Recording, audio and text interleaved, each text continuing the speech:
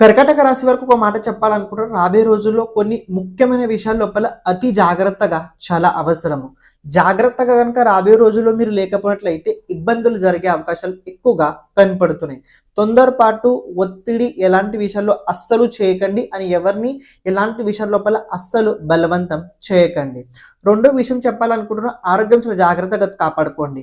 Health is very important. డబ్బు కన్నా ముఖ్యమైనది ఏదైనా ఉందా అంటే ఈ ప్రపంచం లోపల ఆరోగ్యం.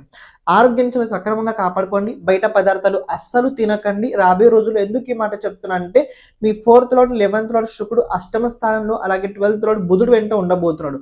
సో హాస్పిటల్కి సంబంధించిన కొన్ని ఖర్చులు ఉంటాయి, కొన్ని ఇన్వెస్ట్మెంట్కి సంబంధించిన కొన్ని బాధలు ఉంటాయి. కానీ చూసుకొని ఫిబ్రవరి నెల కర్కాటక రాశి వారికి అంత అనుకూలంగా లేదు. అయినా కూడా కొన్ని విషయాల లోపల బాగున్నది. అది ఏ క్షేత్రాల్లో ఏ విషయాల్లో పూర్తి వీడియో చేసి పెట్టడం జరిగింది. కింద లింక్ ఇచ్చి పెట్టాను. కుదిరినట్టయితే మీరు చూడడానికి ప్రయత్నించండి. ఛానల్ని ప్రతి ఒక్కరూ సబ్స్క్రైబ్ చేసి పెట్టుకోండి.